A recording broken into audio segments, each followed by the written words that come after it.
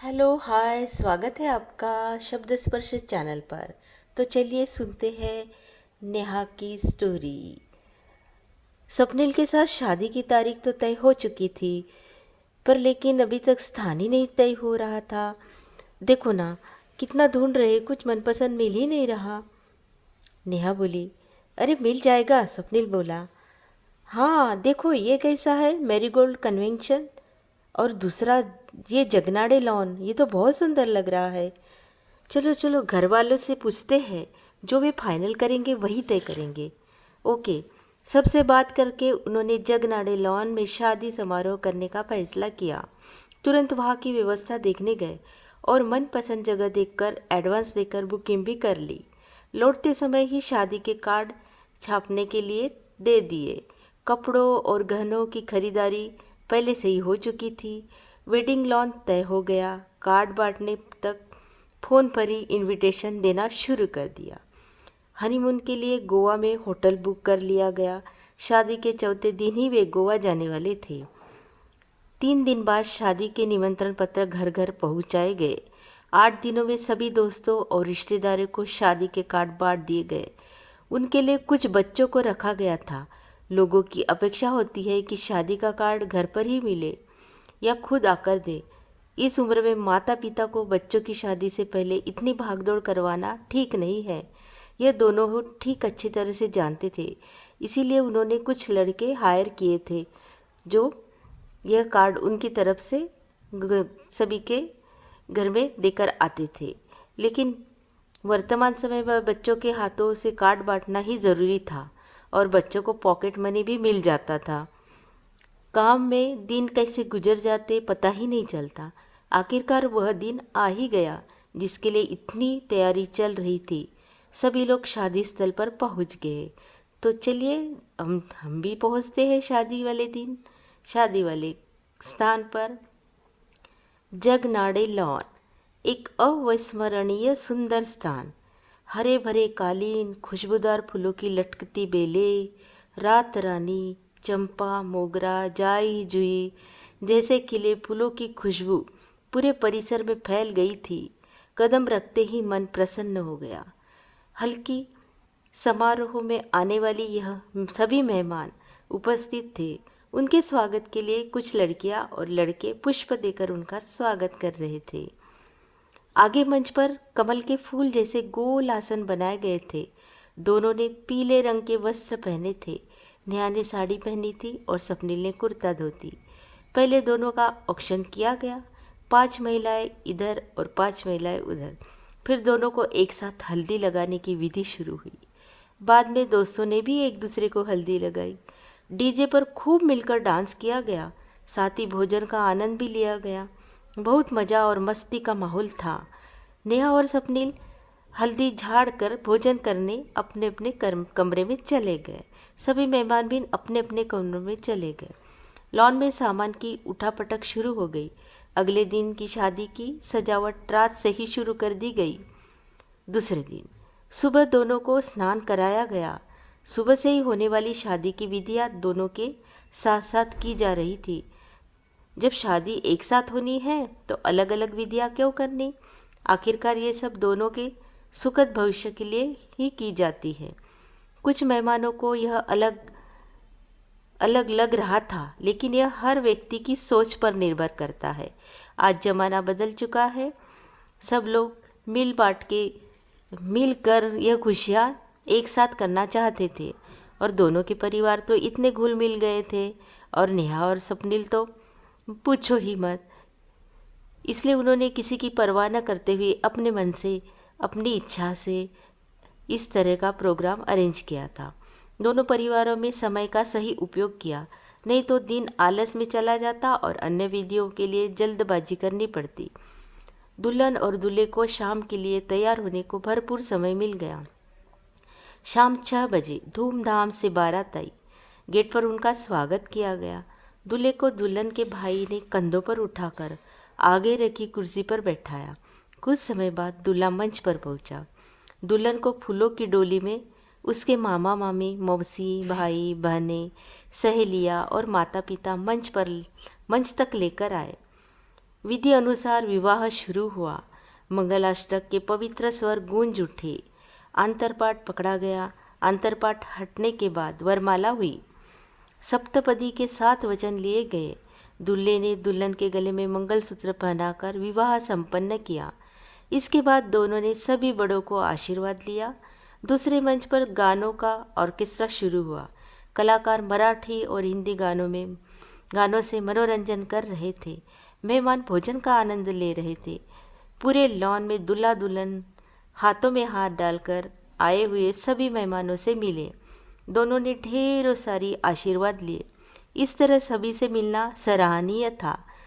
कई नई परंपराओं के साथ यह विवाह संपन्न हुआ। नई विवाह विधियाँ अनावश्यक समझकर उन्होंने नहीं की। रात को सभी ने मिलकर डाइनिंग टेबल पर भोजन किया। स्वप्निल ने नेहा को और नेहा ने स्वप्निल को भोजन करवाया।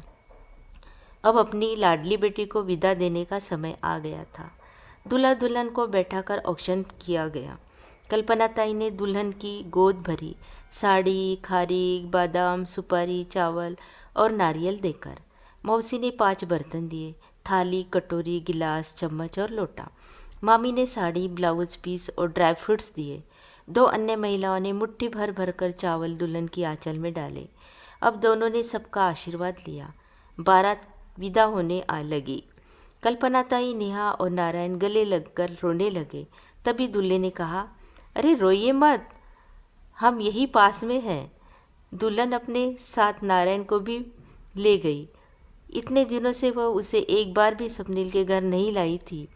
अब तो उसके लाडले छोटू नारायण को कुछ समय उसके साथ रहने दो। कल्पना ताई ने नारायण की माँ से कहा, अरे ताई, बाद में भेज दीजिए, अभी ससुराल जाते समय अच्छा लगेगा क्या? नारायण की मम्मी कहने लगी, वे कोई पराये लोग नहीं हैं और हमारे दामाद भी नारायण को बहुत प्यार करते हैं। 2 दिनों में तो वे घूमने भी जाने वाले हैं, रहने दीजिए, ज़्यादा मत सोचिए। कभी बच्चों के बारे में नहीं सोचती, अब बहुत प्यार दिखा रही है, कल्पना ताई मन ही मन में बुदबुदाई। सब लोग कार में बैठने लगे। दूल्हा दुल्हन एक कार में बैठे।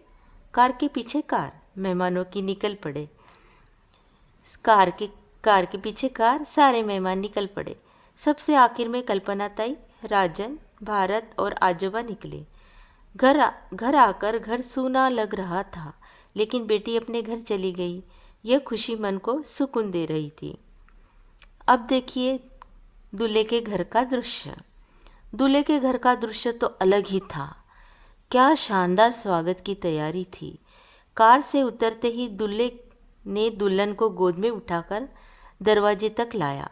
यह कोई परंपरा नहीं थी, लेकिन जीवन में कुछ पल ऐसे हो जाते हैं जो हमेशा दिल में याद दिलाए, तो वे दिल पर हमेशा के लिए अंकित हो जाते हैं। ढोल बजाकर स्वागत किया गया।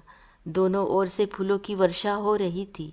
दरवाजे पर एक रिबन बांधी गई थी, जिसे दुल्हन ने काटा। फिर दोनों का औक्षण किया गया। अब माँ के अक्षत भरकर दरवाजे पर रखे गए। सामने एक बड़ी तांबे की परात में लाल कुमकुम का पानी रखा गया था और एक फ्रेम में सफ़ेद शुभ्र वस्त्र। वसुधा ताई, बेटा नेहा, पहले इस माप को दाएं पैर से गिराओ और उसे पार करके घर में आ जाओ। दुल्हन ने वैसा ही किया। अब उस लाल पानी में धीरे से खड़ी हो रही और उस सफ़ेद वस्त्र पर हल्के से पैर रखो। स्वप्निल, तुम मुझे हाथ दे दो। जैसा कहा गया, दुल्हन लाल पानी में खड़ी हुई, फिर सफ़ेद वस्त्र पर पैर रखा। स्वप्निल के सहारे बाहर आई और दोनों सोफे पर बैठ गए। किसी ने उन्हें 2 गिलास पानी दिया। कुछ देर बाद सरी मौसी एक प्लेट और चम्मच लेकर आई। प्लेट में सेवैया और दूध था। अब यह देखने के लिए बच्चे गोल घेरा बनाकर खड़े हो गए। फोटोग्राफर तो साथ ही था। सरी मौसी बोली, स्वप्निल, एक चम्मच से नेहा को अपने हाथ से सेवैया खिलाओ। स्वप्निल ने मुस्कुराते हुए नेहा को एक और खिलाया। सरी मौसी, अब नेहा, तुम्हें भी खिलाना होगा। नेहा ने भी मुस्कुराकर स्वप्निल को खिलाया। अब तुम्हें यह सब खत्म करना है, चलो खा लो आप दोनों। मौसी, एक बड़ा चम्मच दे दो ना, ऐसे तो बहुत समय लगेगा। सरी मौसी एक बड़ा चम्मच लेकर आई। स्वप्निल, अब सब हो गया है ना? नहीं रे बेटा, अब तो शुरुआत हुई है। अब उखाने लेने होंगे, इसके बिना कमरे में एंट्री नहीं मिलेगी। ये लो चाबी, देखो मेरे पास है, मैं नहीं दूंगी। गृह प्रवेश तो हो गया, लेकिन कमरे में प्रवेश के लिए उखाने ज़रूरी है। सरी मावशी की छेड़छाड़ तो चलती ही रहती है। नेहा, तुम्हें पहले कमरे में जाना है ना, तो जल्दी बोलो। सोचती हूँ, नेहा बोलने लगी। चलो बोलो बोलो, जल्दी बोलो। हाँ, नेहा बोलने लगी। चांद के साथ तारे, गुलाब के साथ सुगंध, स्वप्निल मेरा साथी, प्रेम का अनमोल बंधा, गुलाब की पंखुड़ियाँ, चांदनी की शाल, स्वप्निल के साथ जीना यही मेरा भाल। वाह, सबने तालियां बजाई। अब स्वप्निल आपकी बारी है, आप बोलो। सुगंधित बेल पर खिले मनमोहक फूल, नेहा मेरे दिल के कोने में सदा रहे कूल। प्रेम के सागर में उमड़े किनारे, नेहा मेरे जीवन की चांदनी उजियारे। फिर से तालियां और बधाइयाँ। नारायण बेटा, तुम मेरे साथ रहो, तब ताई उखाना करेगी। तब उन्हें कमरे में जाने दिया गया। तुम मेरे साथ चलो, कुछ खाने को लाती हूँ। आइसक्रीम खाओगे क्या? सही मावशी नारायण से बात कर रही थी। हाँ, लेकिन मैं पहले दोस्तों के साथ खेलूँगा। घर में बहुत सारे छोटे बच्चे थे। अरे कितने अच्छे दोस्त बना लिए तुमने, नेहा बोलने लगी। और नारायण को बहुत अच्छा लगा। वहाँ पे बहुत सारे छोटे छोटे दोस्त मिल गए और वो उनके साथ खेलने लगा। और सरी मावशी ने नेहा के हाथ में चाबी रखी और दोनों कमरे की तरफ प्रस्थान करने लगे। आगे क्या होता है ये जानने के लिए आप इस कहानी को ज़रूर लाइक कीजिएगा, सब्सक्राइब कीजिएगा और अगला भाग सुनने के लिए हमारे साथ जुड़े रहिएगा। Thank you so much. धन्यवाद। हंसते रहिए, हंसाते रहिए, खुश रहिए।